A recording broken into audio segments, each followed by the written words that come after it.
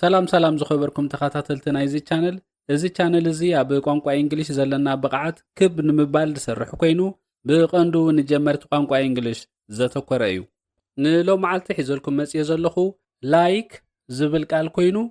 እዚ ቃል እዚ ንጀመርቲ ቋንቋ እንግሊሽ ኣገዳሲ ኮይኑ ስለ ዝረኸብክዎ ብዛዕባኡ ቁሩብ እትው ኢልና ክንፍትን ኢና ምሳይ ጽንሑ ኣይትርሐቑ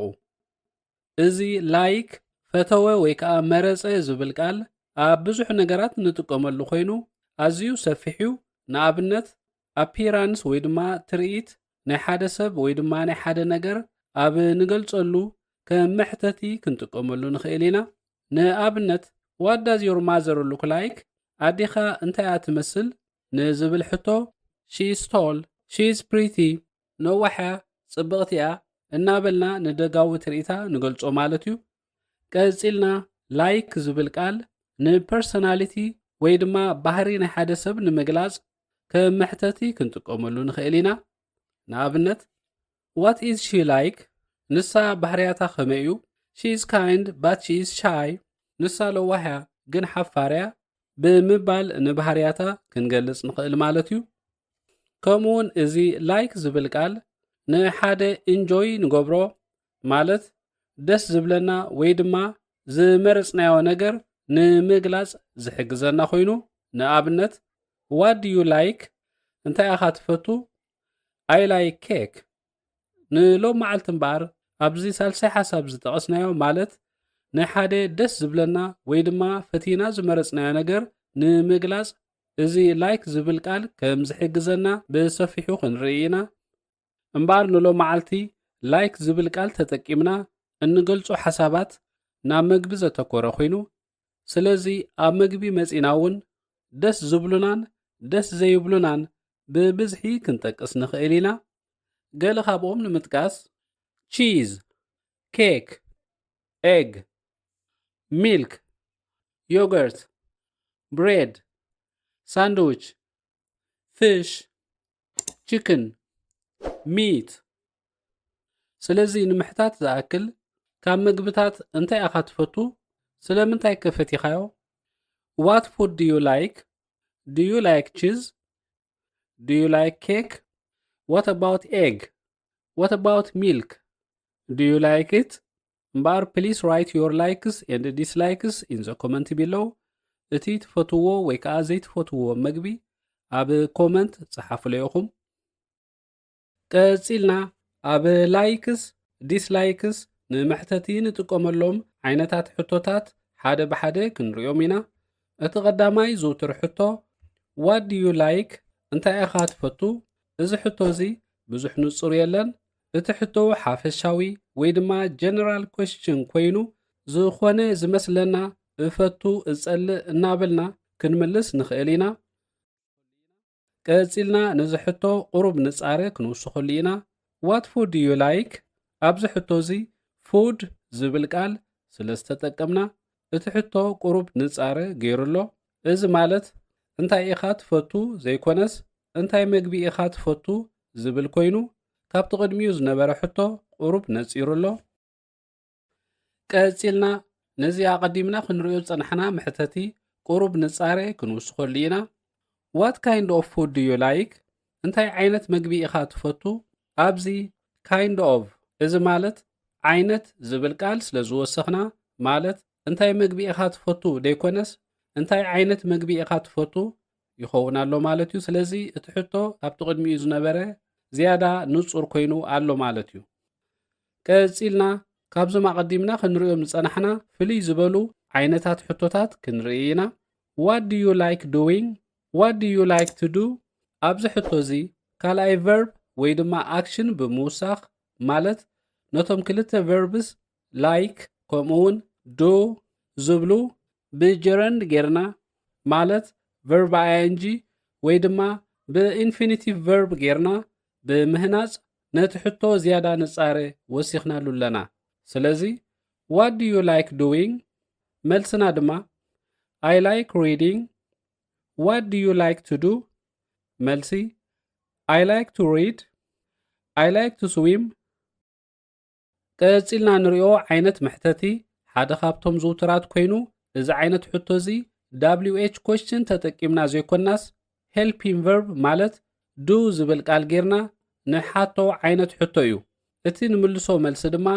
ንሓደ ነገር ንፈትዎ ዲና ወይስ ኣይንፈትዎን እወ ወይ ድማ ኣይፋሊልና ማለት yes I do no I don't ኢልና ብቃልና ንረጋግፀሉ ዓይነት ሕቶ እዩ። ስለዚ do you like carrot መልስና ድማ እንተዳ ትፈትዎ ኮንካ yes I do ወይ ድማ እንተዳ ዘይትፈትዎ ኮንካ no I don't። ቀፂልና ንሪኦ ዓይነት መሕተቲ ብሓፈሻ ካብቶም ኣብ ላዕሊ ክንሪኦም ፀናሕና ፍልይ ዝበለ ኮይኑ ንምስሊ ወይ ድማ ትርኢት ናይ ሓደ ሰብ ወይ ናይ ሓደ ነገር ክንገልጽ ይሕግዘና። ንኣብነት what does your mother look like ኣዴኻ እንታይ እያ ትመስል? መልሲ she is tall, red and slim። እምበኣር እዚ look like ዝብል ቃል ንምስሊ ወይ ድማ ንትርኢት ናይ ሓደ ሰብ appearance ንኽንገልጽ ይሕግዘና ኣሎ ማለት እዩ። ቀፂልና ነዞም ክንዛረበሎም ዝፀናሕና ዓይነታት መሕተቲ ብመልክዕ ዝርርብ ጌርና ከነቕርቦም ኢና። ሚስተር ኤ what do you like እንታይ ኢኻ ትፈቱ? ሚስተር ቢ I like food ኣነ መግቢ እየ ድፈቱ። ሚስተር ኤ what kind of food do you like እንታይ ዓይነት መግቢ ኢኻ ትፈቱ? ሚስተር ቢ I like Italian food ናይ ጣልያን መግቢ ደስ ዝብለኒ። ሚስተር ኤ what kind of food do you like cooking እንታይ ዓይነት ምግቢ ኢኻ ክትክሽን ትደሊ? ሚስተር ቢ I like cooking ሓበሻ food ኣነ ናይ ሓበሻ ምግቢ እየ ክክሽን ዝደሊ። ሚስተር ኤ do you like ሓበሻ food ናይ ሓበሻ ምግቢ ትፈቱ ኢኻ ማለት ድዩ? ሚስተር ቢ yes I do I am a big fan of ሓበሻ food እወ ኣነ ናይ ሓበሻ ምግቢ እየ ዝፈቱ። እምበኣር ኣብዚ ሓፂር ዝርርብ ላይክ ዝብል ቃል እናተጠቀምና ክንሓትት ወይ ድማ ክንምልስ ምስ ንደሊ ከምዚ ይመስል ማለት እዩ። ቀፂልና ነዞም ሕቶታት ናይ ንባብ ልምምድ ክህልወና እዩ። what food do you like what food do you like what sport do you like what sport do you like what music do you like what music do you like what subject do you like what subject do you like what movie do you like what movie do you like what animal do you like what animal do you like እምበኣር ነዚ ቪድዮ ደዋቢልና ደጋጊምና ነንብቦም። ቀፂልና what are your likes and dislikes ዝብል መለማመድ ሕቶ ኮይኑ ከመይልና ከም ንምልስ ክንርኢ ኢና። ስለዚ tell me your likes and dislikes ትፈትዎን ዘይትፈትዎን ንገረኒ። እምበኣር ክንምልስ ከለና I like cheese but I don't like bread ጅብና እፈትየ ባኒ ግን ኣይፈቱን እየ። ቀፂልና I like milk but I don't like soft drink ቀፂልና I like meat but I don't like yogurt እምበኣር ንሓደ ንፈትዎን ዘይንፈትዎን ነገር ኣብ ሓደ ሓሳባት ወይ ድማ ኣብ ሓደ ሰንተንስ ጌርና ክንገልጾ ምስ ንደሊ ባት ዝብል ቃል መስተጻምር ወይ ከንጃን ክሽን ጌርና እቶም ክልተ ዝተፈላለዩ ሰንተንስ ዝነበሩ በዚ መስተጻምር ጌርና ናብ ሓደ ከነምጽኦም ንኽእል ኢና። እንተዳ ንሓደ ነገር ከም ዝፈተናዮ ወይ ድማ ከም ዘይፈተናዮ ምክንያት ክንህብ እንተዳ ደሊና ድማ I really like milk because it has a lot of protein but I don't like soft drink because it has a lot of sugar which is bad to our health። ቀፂልና ኣብዚ ቀፂሉ ዝስዕብ ዝርርብ ላይክ ዝብል ቃል ተጠቂምና ነቲ ንነብረሉ ከባቢ ክንገልጽ ክንፍትን ኢና። ቶም hello Sam where do you live? Sam I live in Cairo. Tom do you like Cairo? Sam yes I do I like it very much the weather is good it is chilly now what about you do you like the place you live? Tom I don't really like it I don't like the weather it is so hot I don't like the transport service there is high traffic።